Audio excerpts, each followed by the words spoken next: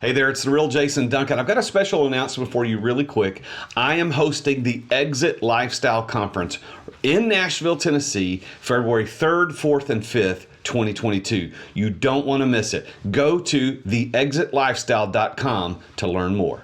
So we do have clients that are traditionally published who are using us for marketing. Some of our clients get picked up, so we work with them to get the book done and then they get picked up.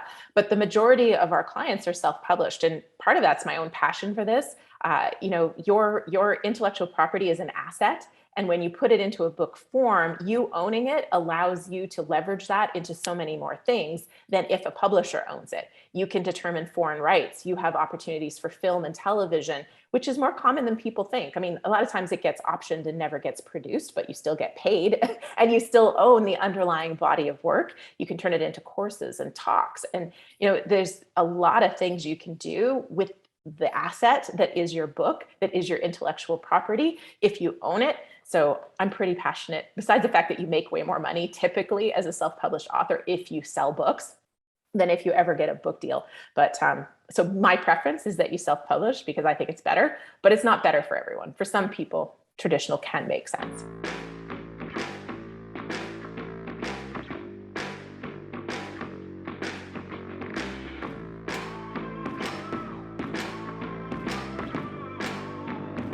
In today's ultra-competitive business world, being a successful entrepreneur or business owner can be very challenging. Fortunately, contemporary times have blessed us with resources for tackling those challenges and getting us to success more quickly than we could have imagined. Welcome to The Root of All Success with the real Jason Duncan, a podcast that explores how the world's most powerful entrepreneurs grow incredible companies. This podcast looks at the 5 keys to unlocking success as an entrepreneur. A successful educator turned entrepreneur, Jason's mission is to use his gifts of teaching and leadership to help others get the results they want out of life. Join Jason every week and learn the keys to grow a truly successful business. Welcome back to The Root of All Success. I am the real Jason Duncan, and I just want to say thank you. Thank you so very much for taking time out of your schedule today to listen to this show. And I've got a guest on today. Her name is Julie Broad. She is Canadian. Now she lives in the US, and she has been very successful in the real estate market in Canada. And then when she moved here to the US, she decided to start a new company based on her success as a #1 best-selling author on Amazon. And so she took that #1 best-selling author, what she had been able to do in self-publishing a book after getting turned down by traditional book publishers, and turned it into a phenomenal company called Book Launchers, where she's helping over 135 authors right now. She has a team of I think 50 people. She's going to tell a little bit more about them on the show. She's helped write and self-publish over 300 books. And she herself has written 3 books. The #1 bestseller she wrote was called More Than Cash Flow.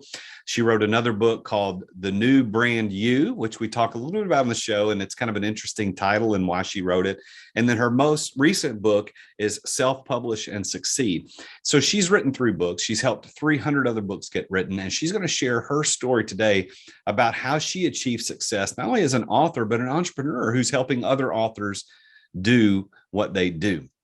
Now, you're going to hear in my questions today a very personal slant, because I'm an aspiring author. I want to write a book. There's been a book bubbling up in me for a long time, and I just don't know how to go about doing it. So Julie is going to endure my questions today on how I can do that. So before we get into that, I want to thank you again for listening to the show. Thank you for subscribing. We're syndicated by the C-Suite Radio Network, also on C-Suite TV. So we're on all podcast players. We're on YouTube. We're on C-Suite TV. So thank you to C-Suite for doing that.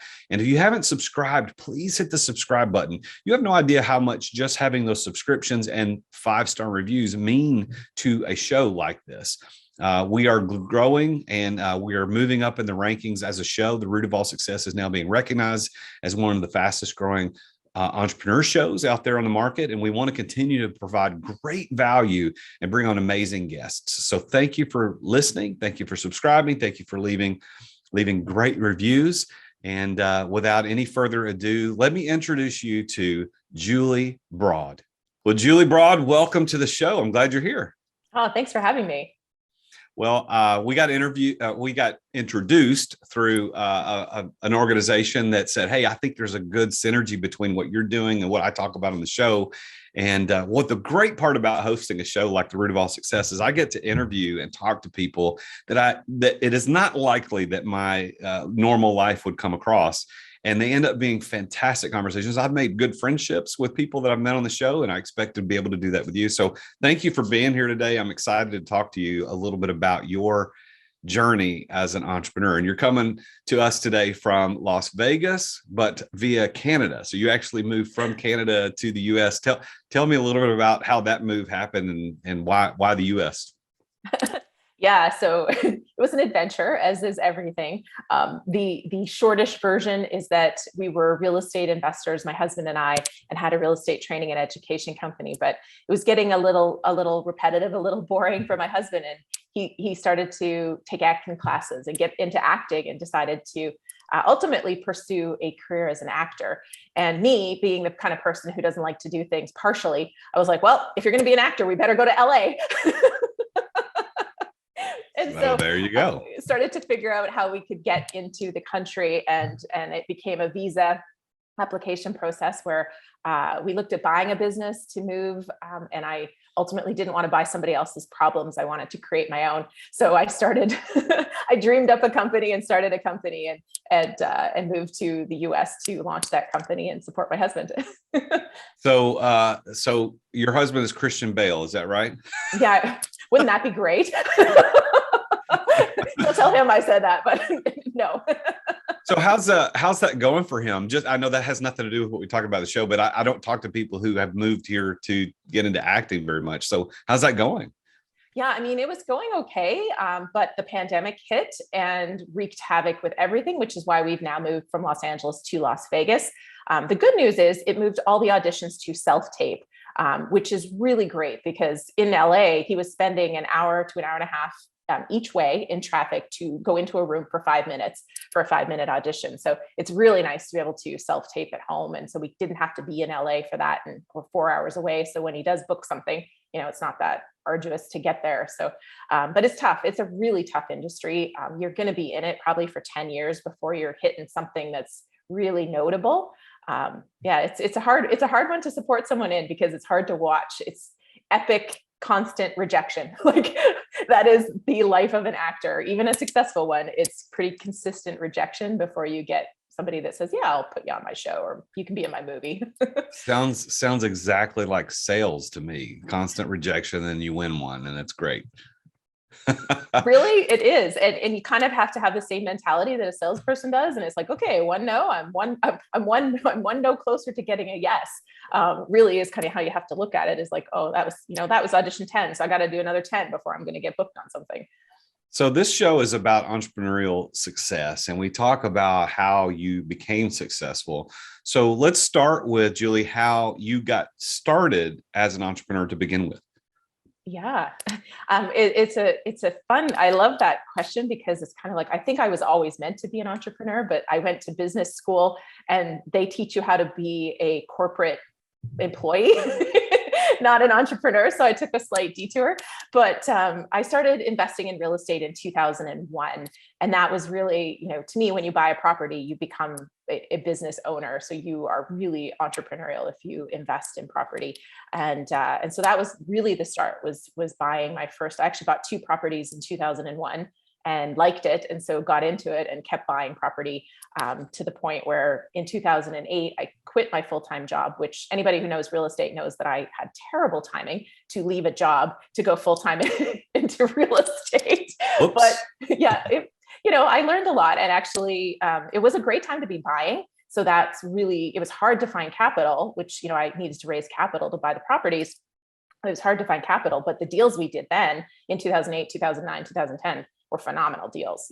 It just took a while, holding on to them and surviving the rough patches. But that's really, where the entrepreneurial thing started for me, was real estate. So you started buying real estate in 2001. So you did that kind of on the side while you're working your corporate gig in the business world. And then in 2008, you made the decision to start a real estate company. What was your focus of that company? Was it commercial, residential? Was it multifamily? What were you doing with real estate? Yeah, it was all houses. At the time we moved into commercial later, but it was all houses, buying, renting them out, sometimes adding suites so that there was second, two sources of income from them. But yeah, it was all rental properties. So at the height of your real estate empire, how many single family rentals did you guys manage and own? Yeah, I never actually counted, but it was in the 30s. I'd say it was almost probably close to 40. If I was to pick a number, I'd say 36, but I was never one for counting them, which is funny. It was a big thing in the real estate industry is how many doors do you own? But I hated that question. So I purposely never knew the answer. Yeah, well, you got to build the hedges around your mind so that you don't get embroiled in things that don't matter to you. So did you, do you still maintain those properties, or did you sell those when you moved to the US? We have some. The fun thing about moving that we kind of knew but didn't realize was that the minute we left Canada, they have this lovely thing called deemed disposition. So any property that you own, they deem it as sold and they charge you capital gains tax on that. So we had to sell properties to pay the capital gains tax on the properties that we still own. So let me get this straight. So Canada as a country, as a country, says if you move out of the country, any real estate you owned, you have to pay capital gains taxes over the basis of the purchase price, original purchase price, when you move. Exactly. And it's if you hold it in a corporation, so we have properties in corporations, they aren't subject to the same thing, but anything that was in our personal name, which was a decent amount, because when you're buying property, banks don't finance companies, they finance people. And so a lot of the deals we did, to get financing in the first place were in a personal name. So yeah, so the country of Canada kindly is holding a lot of our tax money. And no interest. They don't pay you interest on this. So yeah, we sold some of our portfolio to really launch the business and cover our costs while we got down here. And then we had to sell some properties to pay the government. So when you moved to the US, you moved to LA Yep. because your husband wants to be an actor, and that obviously makes sense. Although I hear that's changing, especially, and it being accelerated because of the pandemic and the nuttiness that's going on in California. I don't want to assume why you moved out of LA to Las Vegas, but I can only assume that you, like so many other people, are leaving California because of all the restrictions and what's going on, the high taxes. But I hear that it's moving out of LA. Like a lot of the acting, Georgia's becoming a hot spot for a lot of film industry. Yeah. Nashville, not so much, although, which is where I am, but I know that there are a few films that are being filmed here locally. It's like I live in the town of Gallatin, which is just north of Nashville, and we're right on the border of a unincorporated area called Cottontown, Tennessee. And they're one of the guys that is a waiter at a club that I'm a member of in Nashville is shooting a film in Cottontown, of all places. Cool. This tiny little town in northern middle Tennessee. They're shooting I think it's a horror film, something about the legend of such and such or whatever. But I think it's changing. So you moved to LA to get into acting, or for your husband to get into acting, and you made a conscious decision, I'm going to start another business. And did you consciously decide not to do real estate in the US, or tell me why you didn't do real estate in the US, or maybe you are and I just don't know that part of your story. Yeah, no, I did consciously choose not to do real estate. I was tired of it. 2001, and I never intended. So that's the fun part of this, is I never intended real estate to be my full-time thing. I got into it. I read Rich Dad Poor Dad. I was 20, I think, and I read Rich Dad Poor Dad, and I was like, I got to get my money working for me. And so, like, I had money saved to go to school because I was going to do an MBA, and I just took that money and I put it towards my first property. And then I did student loans for school, because I was like, well, when I graduate, at least I'll have a property that's been paying down the mortgage. So that was really where that started. It was never intended to be plan A. It was always plan B, like that retirement, that side gig. And then in 2008, just things happened in my job, and I was done. I wanted freedom. I wanted to control. I wanted to try things that the president of the company I worked for wouldn't try things. The funny part about that is he told me I wanted him to start a blog, because he was a real estate data company. And he said, I feel like a blog. Like, we're not going to start a blog. It's like, oh, okay. Exactly. It was, and I just thought I'm trapped here. So I need to get out. Timing didn't matter at the time. So, and real estate was there. Is kind of my point is I've been doing real estate for 7 years at that point. It was there. So when I quit, it was something to support me, but it was never my passion. It was always supposed to be the side gig, the secondary income source. When did you guys move to the US? 2000 and geez, we haven't been here quite 5 years because I'm on a 5-year visa and it's up for renewal soon. Oh, okay. So within the last 5 years, you moved here. And so you made a conscious decision not to stay in real estate and you wanted to do something different and you got into book publishing, right? Mm-hmm. Exactly. Well, so what that seems to be, that's odd to me, if you don't mind me being so blunt, to go from be very successful and owning 30 plus doors in real estate, moving to the US to pursue an acting dream with your husband. And hey, I'm just going to start a book publishing company. What in the world? Help me understand how that came to be. Yeah. I mean, as a little girl, I thought I would be a writer and I wrote short stories. I was published, repeatedly by the age of 9. So I always thought I would be a writer, but somebody told me writers don't make money. And even as a little girl, I really liked money. I wanted to make money. And then I had an English teacher who made me feel like I couldn't string a proper sentence together. So the combination took me to business school.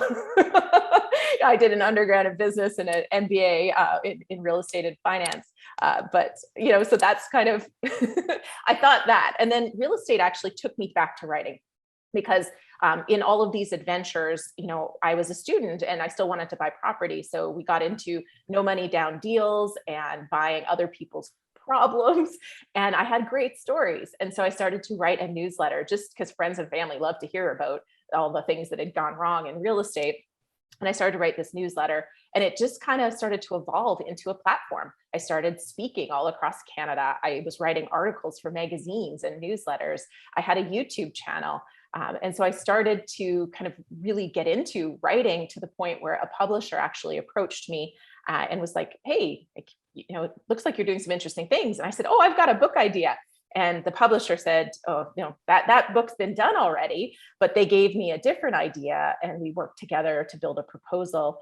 Ultimately, though, they said, the marketing department doesn't think you have a strong enough platform to sell books.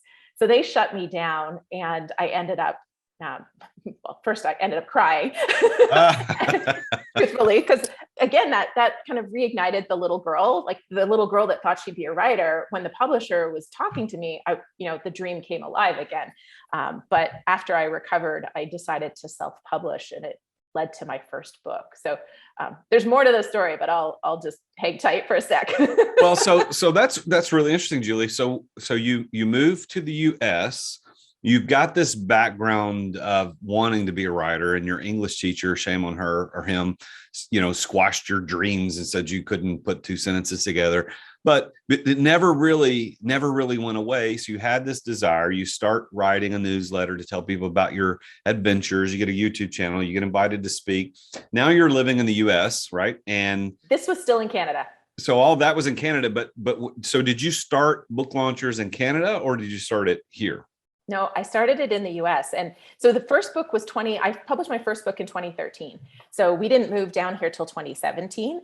And the first book really opened my eyes to the world of self-publishing and the power of actually self-publishing, because up until I was kind of forced into it, I really thought you had to have a publishing deal to be legit. And then self-publishing and doing better. My book went to #1 on Amazon. So ahead of Dan Brown, ahead of Game of Thrones as a print book, #1 in print books.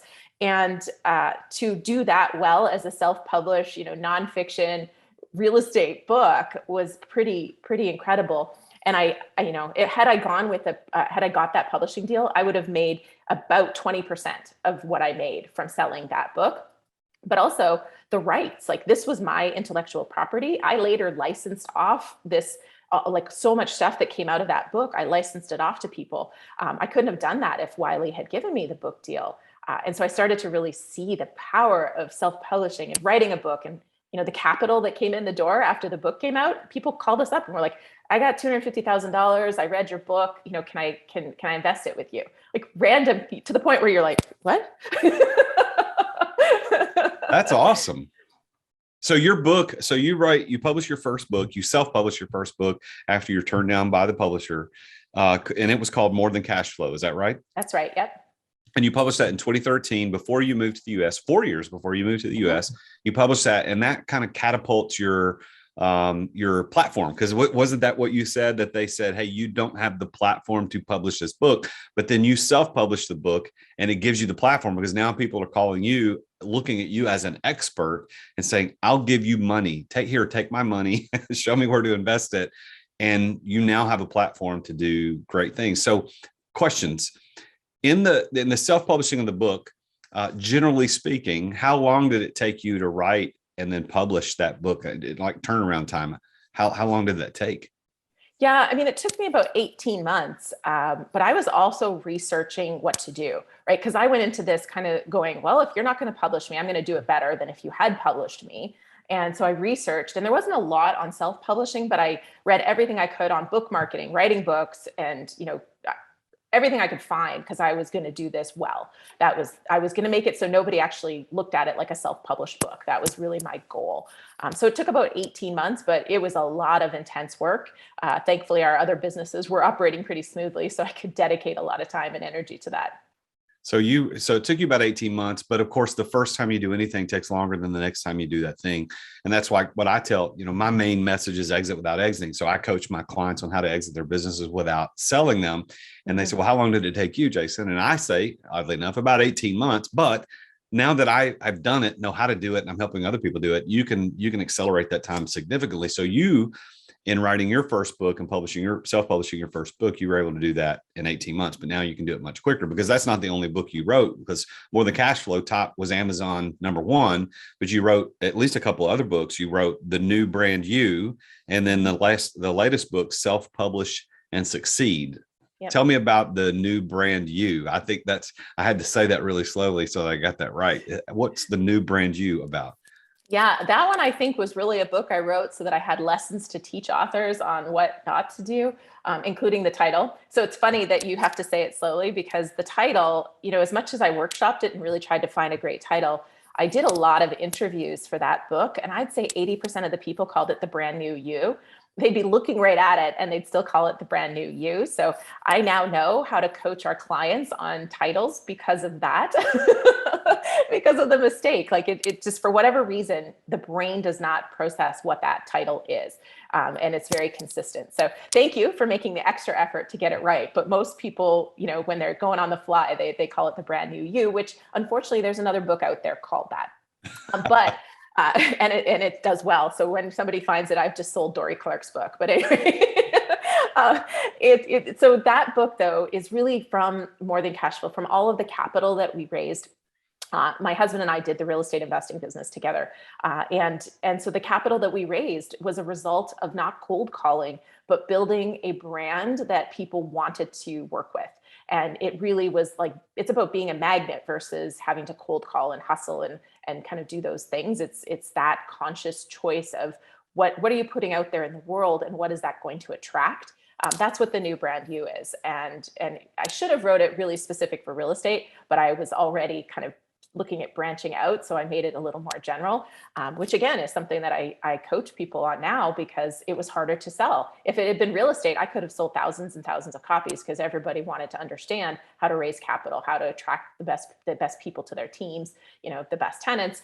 But I tried to use it to pivot, and it didn't fly. Well, so that led you to, is your latest book your third book, or is it just, are there others in between that we haven't talked about yet? No, it's the Self-Publish and Succeed was in between, or it was the third book, I should say. In between, I had a child and launched a business, so I was busy. A little bit. Just a couple things going on. So you went from the experience of real estate, writing about your experience in real estate and More Than Cash Flow. Then you succeed at that to a place where you're like, hey, this writing a book thing actually works. It gets me the platform and the capital I need to continue my business. Second book you write, The New Brand You, kind of focuses a little bit on real estate, kind of on other things, continues to build your brand. But then you decide, I'm going to start a business. I'm going to start book launchers. How did that come about? I mean, largely it was because we were looking at business opportunities for the E2 investor visa to move to the US. But I'd been thinking about this for a while. And so I had a real estate training and education company in Canada. And I had coached people and I'd built courses and done that thing. And I knew I didn't want to do a training and education company. I really, having gone through the publishing process, I knew people needed service. People like me that were busy running businesses, they're subject matter experts, they're, doctors that have patients, all those kind of things. There's no time to figure out, okay, I got to hire this person. I got to hire, now I need a content editor. Okay, now I need a copy editor. Okay, now I need a cover designer. Hiring all of those people and even knowing what to look for and knowing which people you need in which order, that's intensely time consuming. And people don't need to be coached on that. They need just somebody handing them, hey, all of this is done for you. You bring the content and we're going to take care of the rest. So I knew that was a need. I knew that's what I wanted. And so I just kept coming back to this kind of gnawing idea and interest and passion to writing and knowing how powerful it is to be an author, wanting to help people do that. And also the impact that authors have is pretty extraordinary. So it's kind of, in a way, a little bit selfish, but I get to help people help others. And so to me, that impact is really phenomenal. And it just kept getting me excited to the point where it drew me to create this business. I had done enough in it that I saw the gaps, I saw the opportunities, and I got really excited about it. So it was, but I had to hire people because I'm not a publishing expert. I definitely am a real estate expert, but I wasn't a publishing expert. So I had to hire great people who were.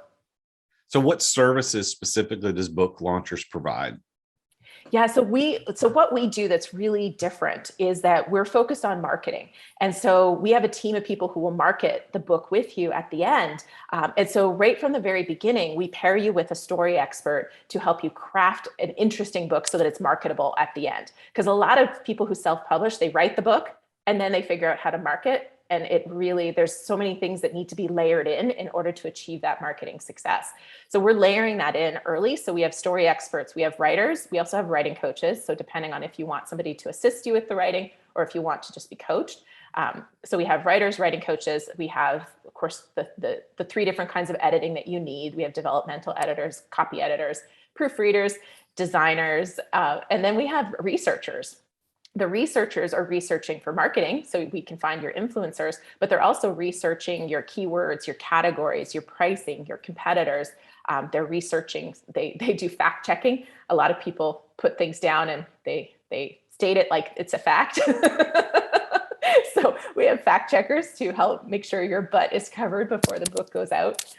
So there's lots of people, lots of pieces that all come under one roof, and we do it all because I don't think you can separate to succeed. I don't think you can separate marketing from the other pieces. It has to all be there in order for your book to be set up for success.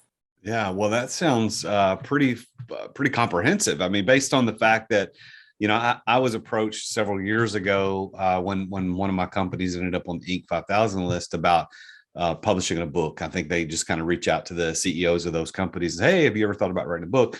And at the time I thought about it maybe, but it wasn't a real thought. So I didn't pursue it. And then later when I exited my company and started a coaching and consulting company, among other things, thought, hey, I'm ready to do this now. So then I started reaching out and what I found is that there are companies that do pieces of what you just talked about, but they don't do all of it. Sounds like so Book Launchers is fairly comprehensive. Now, are you still encouraging people to self-publish, or are you actually working with publishers now to get people published in traditional means? I mean, we work with some traditional authors, primarily on the marketing side, because one of the misconceptions is that if you get a traditional deal, they do the marketing for you. If you think back to my original story, I was turned down because I wasn't going to sell enough books. So traditional publishers expect you to do the marketing. So we do have clients that are traditionally published who are using us for marketing. Some of our clients get picked up, so we work with them to get the book done and then they get picked up. But the majority of our clients are self-published, and part of that's my own passion for this. Your intellectual property is an asset, And when you put it into a book form, you owning it allows you to leverage that into so many more things than if a publisher owns it. You can determine foreign rights. You have opportunities for film and television, which is more common than people think. I mean, a lot of times it gets optioned and never gets produced, but you still get paid and you still own the underlying body of work. You can turn it into courses and talks. And, there's a lot of things you can do with the asset that is your book, that is your intellectual property, if you own it. So I'm pretty passionate, besides the fact that you make way more money typically as a self-published author if you sell books than if you ever get a book deal.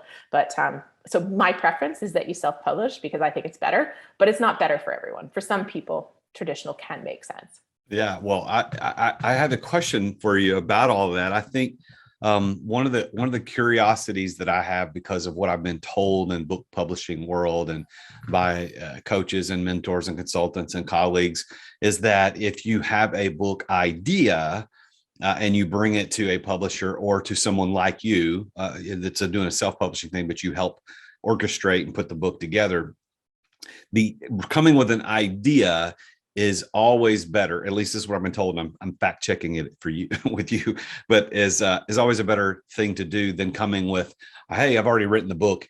What can you do to help me out? Which is that true that coming with an idea is better than coming with a finished, not manuscript, but whatever, first draft? Typically, yes. I mean, with a publisher, you probably don't want to write the book because they're going to direct you as to the angle they want to pursue. But you would create a proposal. So having an idea is important because your proposal needs to be built around the marketability and the need in the marketplace and the audience for this idea. With us, you can bring us a first draft. We rarely will work with somebody who's already gone through anything more than a first draft because of this need to make sure, the same reason the traditional publisher doesn't want it, is we want to make sure we get a marketing hook in there. We want to make sure your audience is really clear. And like I said, with my second book, the mistake I made was trying to reach too big of an audience with that book. It wasn't specific enough. And had I said, this is branding for real estate investors, that book would have sold incredibly well because I was specific. And a lot of people are afraid to be specific, but it sells books. And so when you're early in the writing, you can add that in. When your book is done, it can be emotionally exhausting to think about going back and fixing it. What are your opinions and thoughts on ebooks? That seems to be a very popular thing that a lot of people are putting out there for download, even dropping them on Amazon or on Kindle as an ebook. What are your thoughts about that? I mean, it's different goals, different intentions. So I think ebooks we encourage every one of our authors to have a reader magnet, which is a short ebook or checklist or something.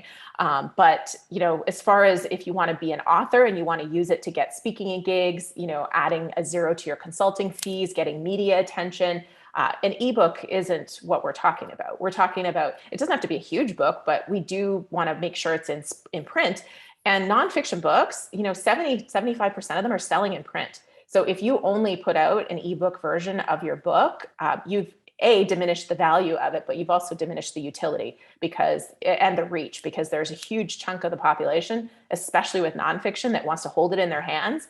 And as a marketing tool, you want people to hold it in their hands because they're not going to throw it out. They'll pass it off to somebody. At worst, they're going to donate it. So it's probably going to get read again. Very interesting. I told you before we started recording that because I have an interest in writing a book and publishing a book, that I would ask a lot more tactical questions because of my just selfish personal interest in this. But I think that as I interview a lot of people on this show that are successful entrepreneurs in various different things, that sometimes when I'm talking to that particular person I'm interviewing with doesn't directly intersect with the entrepreneurs who listen to the show. But I would suspect that there are lots of people listening to this show right now who are like me and have had the idea, I want to do a book at some point. I want to do this. And so listening to The Root of All Success today with Julie Broad, they're hearing you not only tell the story about your success in writing a book, but your success and launching a company to help other people do the same thing, because you're no slouch. I mean, you've been published. I've got in my notes here, you've been published and featured in media, including Forbes, entrepreneur.com, Yahoo Business, CTV, the Vancouver Sun, medium.com. So this is not just some some lady who followed her husband into his dream and then decided, well, I'll just do something to keep myself busy. You're actually legit, and you've done this, and you know what you're doing. So let me ask you about book launchers in general.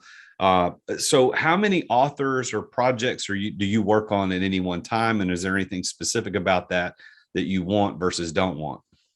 Yeah, I mean, right now we have 135 authors that we're working with.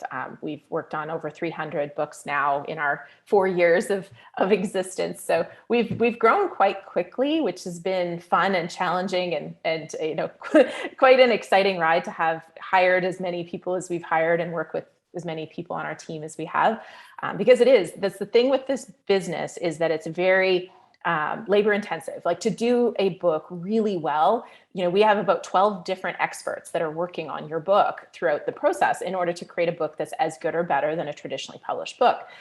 There's so much more that goes into it to do it really, really well. And so that's the challenging part of this job, or this company, is hiring, is finding a phenomenal talent and then training it to our standard too. Because in book descriptions in particular, we've really struggled to find great copywriters who can write it to our standard. People who have 20 years in the business, we're going, that is like, nobody's going to buy that book.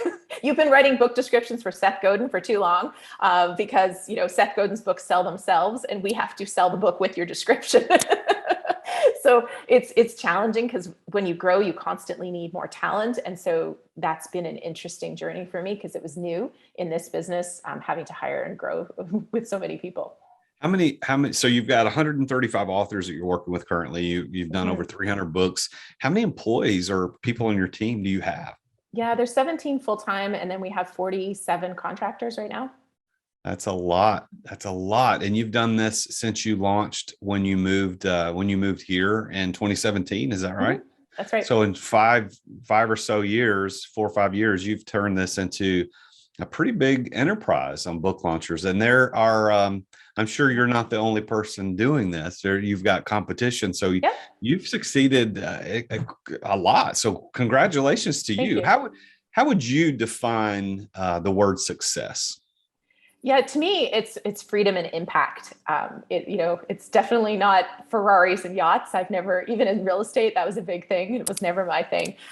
For me, it's kind of creating your own day and helping people, and leaving the world a better place, as cheesy as that kind of sounds, but helping other people in their journey in some way. So that's what success is to me. Well, with that as a definition, Julie, do you consider yourself to be a successful person?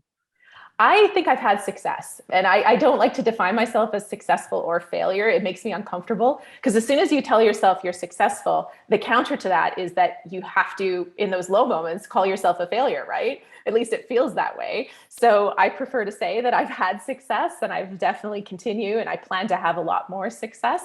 But me as a person, I'm a work in progress. Well, I appreciate the honesty. And it's interesting. I asked the question, 99% of the guests who come on the show ask the question, and about 50% answer some version of what you just said. And 50% are, yeah, absolutely 100%. But I think both of them come from a similar perspective. I think given enough time and just a little conversation, we're all answering the question about the same ways. Yeah, I'm a successful person based on these parameters, but I'm not settled there. There's more to it than that. And I've got more to go and more to grow. I love your definition of impact and freedom. And impact is that word that we use when we talk about what we want to accomplish in life. But freedom, I think, is the thing that we want more than anything else. We want, as an entrepreneur, one of the reasons we start companies is to get freedom. But unfortunately, a lot of entrepreneurs ended up being shackled to their business. It sounds like that you've gotten what you wanted, and that is you've gotten to make impact on these 300 authors and these different books that you're out there doing that. So congratulations. I applaud you for being able to accomplish that. I know that makes you feel good. And I know your husband's got to be proud too. And I think it's a great success story for you. Great North American success story, because Canada and the US are both involved, and hopefully you get to stay here a little bit longer. When your visa gets renewed, you can stay a little longer and keep book launchers going. So the 5 keys of success is why I actually started this podcast to begin with. And so this relates directly to your expertise as an author and a book publisher, or helper. I don't know. Do you call book launchers a book publisher? What do you refer to it as? Professional self-publishing services. You're the publisher. You're the publisher. All right. So as a book writer, author, helper, when I sat down to start this show, I started it, The Root of All Success, as a way to help me write a book that I had back in the back of my mind, which was these 5 keys of success, or to success, that I had learned by doing casual interviews with very successful entrepreneurs for the last 6-8 years. I've been just meeting with entrepreneurs. How did you do what you did? What are the keys? And I discovered through those interviews, those casual interviews, these 5 things. And so when I hired a coach last year to help me figure out what do I do to get all these ideas in my head out into content that would help make an impact and make money, right? I mean, that's why we do this. Yeah. And the idea came up, well, I could do the podcast focused on these 5 keys and use the interviews that I do with the guests on the show to help fill the content in the book about, hey, this is personal information from someone who experienced these keys, and here's what he or she said about it. So I want to ask you about these 5 keys. I want to ask you and see how they intersect with your experience as an entrepreneur, and how you're helping these other authors experience success, and see how they work out. So is that fair? Can we do that? Yeah, let's do it. So the first key that I discovered that was pretty evident in my interviews with people was, in order to be successful as an entrepreneur, you had to have passion. But most people think that means emotional passion. In other words, you love it and it gives you joy and energy. And while I do believe that is a contributing factor to success, the real key of passion is intellectual passion. It's the side of passion, actually, where we get the etymology of the word passion means willing to endure. And I think that you, me, every author you've worked with, every successful person that you and I know in the entrepreneurial world, use the key of willingness to endure, which we call passion, to help unlock their success. What do you think about that? I've never heard that definition before, and I love it, because it is something that I think success is created from. When we were early in our real estate days, we had done P90X, and Tony Horton always said, keep pressing play. And that was kind of our mantra, was like, you just got to keep pressing play, just keep pressing play. And it's that willingness to just keep pressing play that creates success, and that drive to do it. So I think I love that definition, because I think it is people who finished their book, they were willing to endure the whole emotional process, the editing process, all the pieces. So yeah, I like that. I like that a lot. Well, I'm glad you like it. And as a wordsmith yourself, I think that you would appreciate that more than most, because if you look at the etymology of that word passion, it actually does mean willing to endure or even suffer, and not suffer in a negative sense, like you're sadistic and you just like bad things happening to you, but willing to endure for a greater cause. And it goes back to, and I use this example almost every time I talk about it, the Passion of the Christ, which we talked about that last week of his life on earth before he was crucified. We refer to it as the Passion of the Christ. And I always was confused. Well, it doesn't sound very joyful. It doesn't sound like that's exciting and wonderful. But once you understand that word passion didn't mean happiness, it meant willingness to endure for a cause. Okay, now that makes sense. And it also makes sense for entrepreneurs. So entrepreneurs who listen to the show who want to be successful, if you're not willing to endure for whatever it is you're thinking about doing, you can give it up. You're not going to succeed. You liking the thing will help, but that also will not be your key to success. Just because you like it doesn't mean you're going to succeed at it. Many people have failed because they pursued a quote, a passion that they weren't willing to endure for. They just liked it a lot. So I'm glad you like the idea. The second key, Julie, that I talk about and I've discovered in my interviews was being in the right place at the right time. And you'll notice that these 5 keys are all starting with P. So passion and place. So place, being in the right place, right time. So for you and for anybody, how did being at the right place, right time play into your success? Yeah, I think it's huge.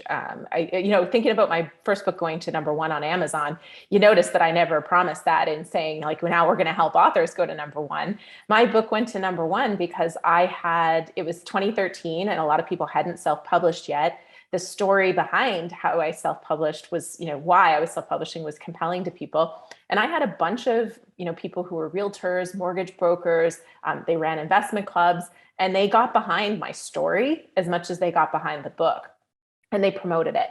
And so it wasn't my platform. Wiley was right. I didn't have a strong enough platform to sell thousands and thousands of books in a week. But it was my colleagues that I had built relationships with. And to this day, people look and they're like, well, can't these same people promote the book? I'm like, yes, but at that time, my book was the first one talking about the risks of real estate and, some of these gory stories. And I was early to the self-publishing where, everybody wasn't asking you to promote a book at that time. So the timing of that is what allowed it to go to number one. Plus, nobody had released a Harry Potter book that week, because if you were competing with Harry Potter back then, you'd never have made number one. Yeah, I think what you just illustrated there in that story is that this right place, right time is just about as much about paying attention to what time you're in as it is anything else. It's not sheer luck that boom, I just happen to be here and I'm the recipient of this universal luck that was just bestowed upon me by the universe. No, it's about you either putting yourself in the right place at the right time or recognizing what time and place you're in and taking advantage of that. And that's what it sounds to me like you've done. And I think other authors could do the same thing. What about the third key? So the third key to me is knowing the right people. People are very, very important to success. I can't think of a single story where a person did it 100% alone without any influence from any other person, negative or positive, either way. So for you, who were the people in your life that helped you succeed as an entrepreneur? And what would you think about the idea of people being a key to success? Oh goodness, there's so many people. That's the interesting part, is that there isn't one person. My parents ran a motel. Like, I grew up in a motel.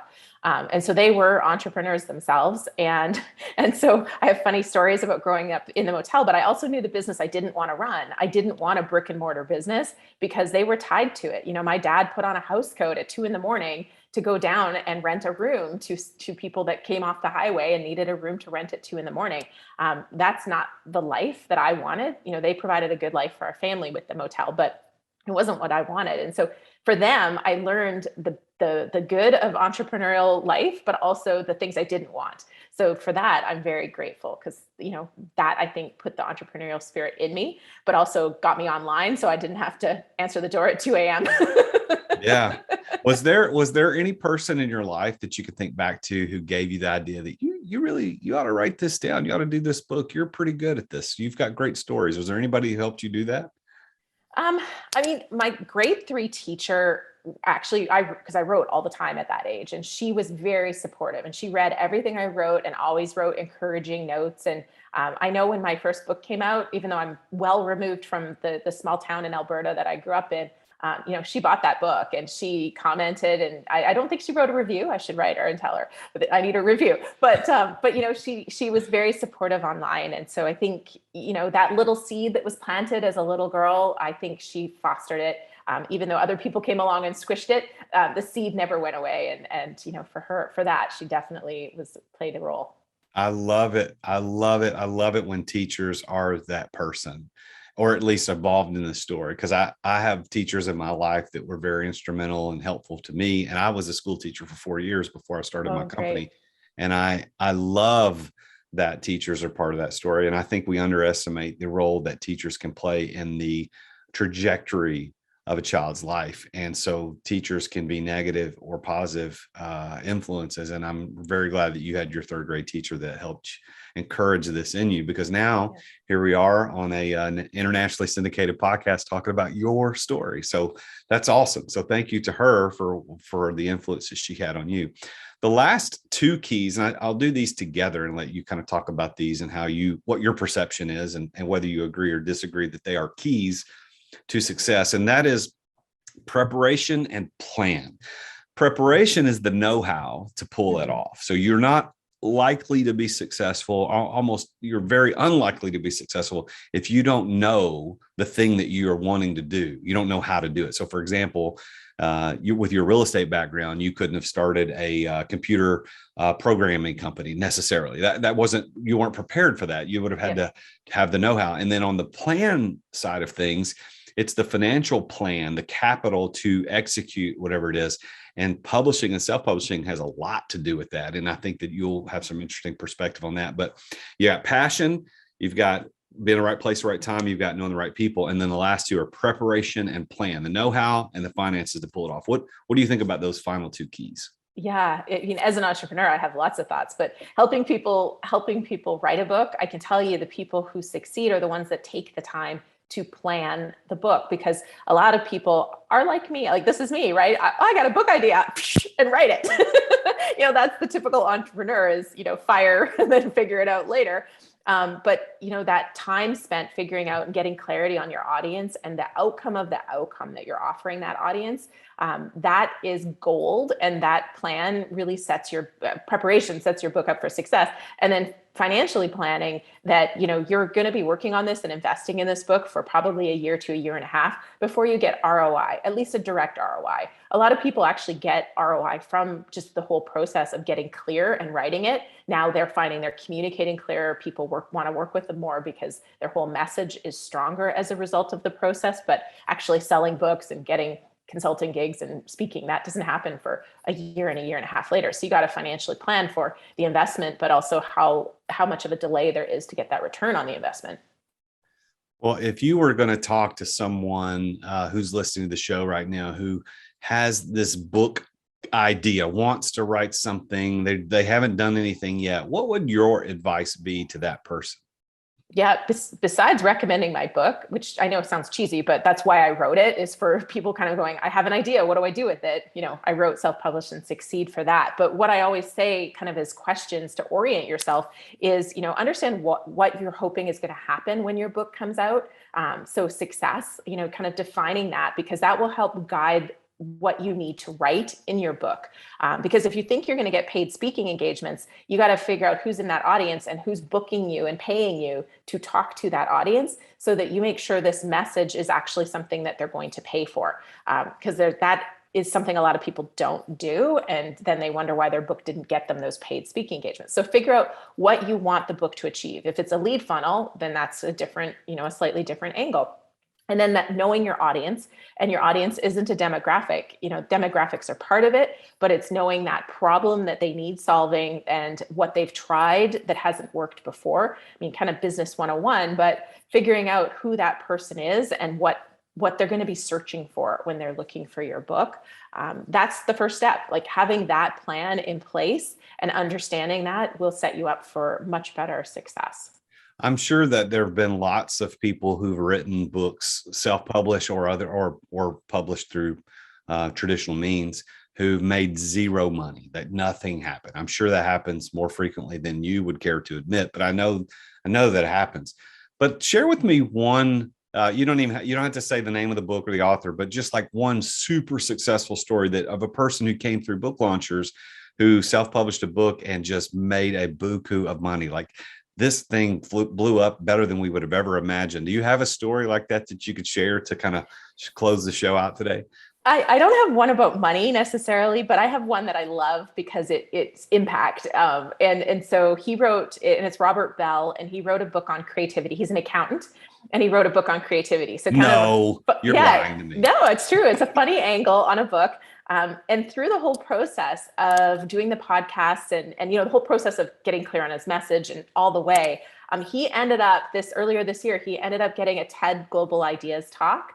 And he's close to 2 million views on that talk. And he's so busy now with all the interesting opportunities that are coming his way. I don't ask money, but I am certain he's doing phenomenally well and also loving life, right? Because he's sharing this cool message of how you can have creativity in any career and how to foster your creativity and the benefits in any career. It's pretty cool. So I love that story. I'm so excited for him. So tell his name again. Robert Bell. How do you spell the last name? Belle. Dell, like computers, but no, not. bell, like a bell, like ringing like your bell. Okay. Yeah. Robert Ring the bell. Well, I think we should go look that up on YouTube, because let's encourage people to add to that 2 million views, because Yes.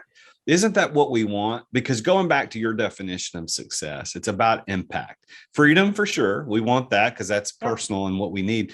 But I think we get that freedom. That freedom is granted to us by the larger the impact that we make. And so this guy who's an accountant who writes a book on creativity of all things, I think that that's an amazing story. I'm glad you told that story, because I think it's a good encouragement for people who are listening to the show to say, listen, whatever you've got, what's that know-how? What's that preparation in your brain? What do you have up there that you could take to the world through book launchers or any other means, and share with the world to make an impact? And who knows, that might turn into money, might turn into something different. But I think that's interesting.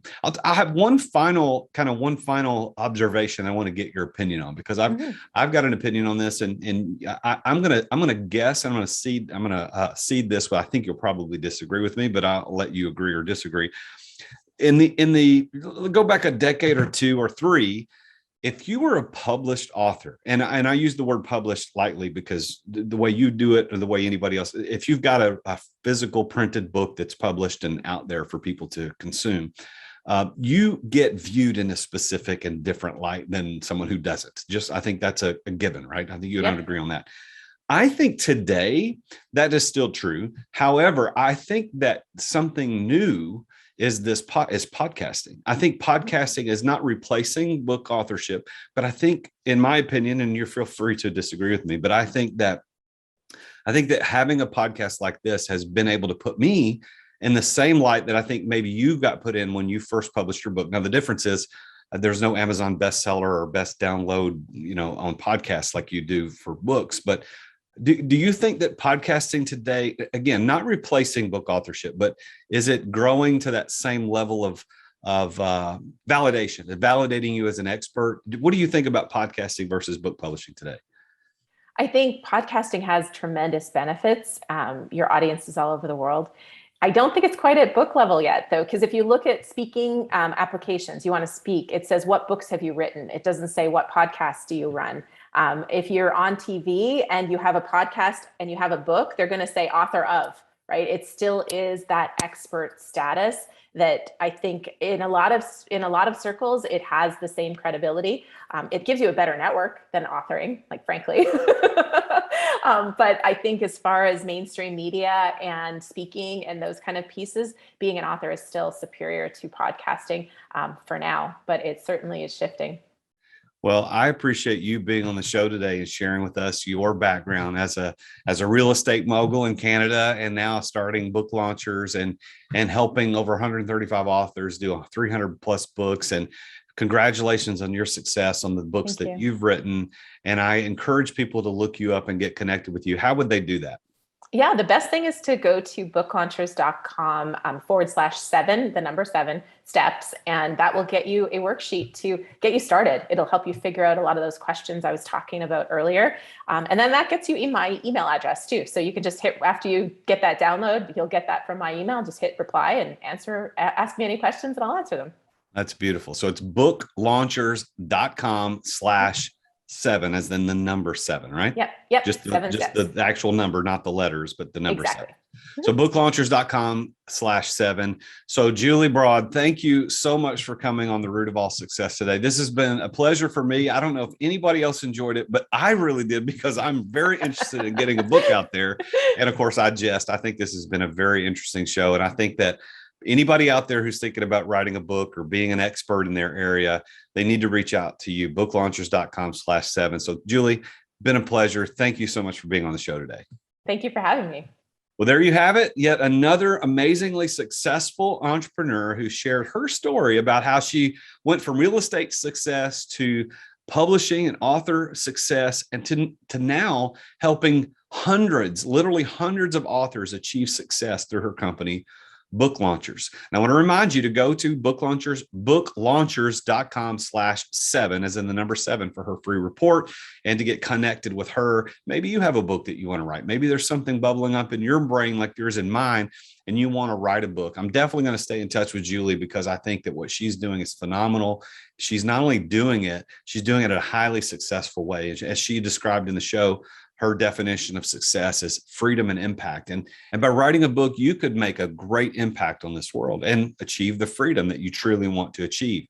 Now, one of the things that I do as part of my way to coach people is, of course, I do private one-on-one coaching. I do group coaching, et cetera. But I want to invite you to become a member of the Successful Entrepreneur online learning community. It's only $55 a month. And in exchange for that $55 a month, I want you to listen to the type of value you get. So don't click stop yet. Just listen, because I got a special offer for you.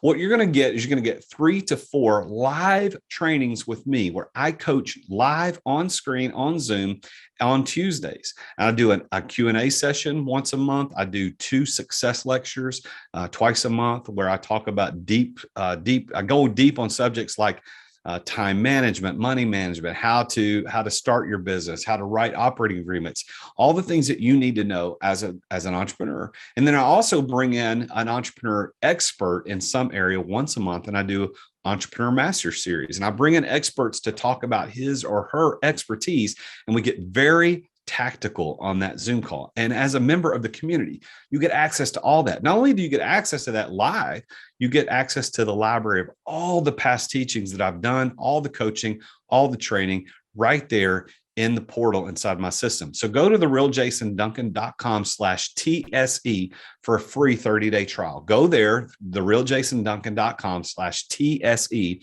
That stands for the Successful Entrepreneur.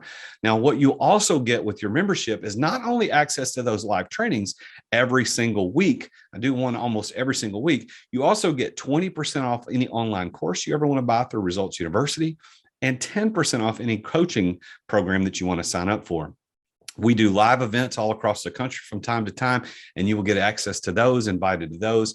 It's a great way, and it's a low-cost investment to increase your acumen as an entrepreneur. I want to thank you for listening. Thank you for being here. Thank you for subscribing. And I want to thank, again, Julie Broad for being my guest on the show today. I'm the real Jason Duncan. Tune in again next week on The Root of All Success when we talk with yet another amazingly successful entrepreneur about his or her journey to success. Until then, remember, Jesus is King.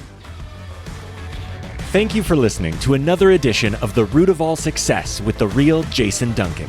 If you've enjoyed this week's episode, we invite you to visit therootofallsuccess.com to access the show notes and other helpful resources. Take charge of your business. Grow it from great to incredible. Join us again next time here on The Root of All Success.